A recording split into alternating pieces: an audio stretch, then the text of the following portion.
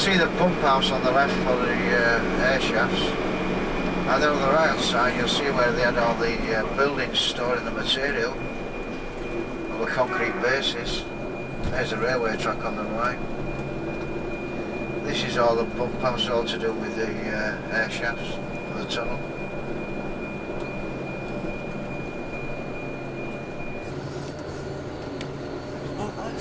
So anything that were wrong with this, it come down when it first opened and there was no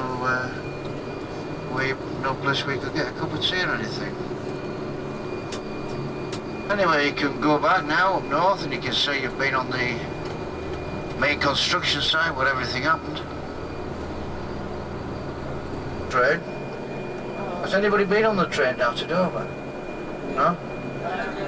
A day stretch of track.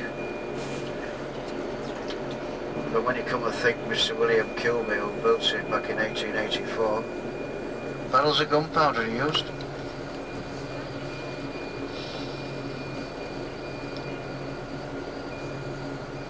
Up there, there's a buzzard.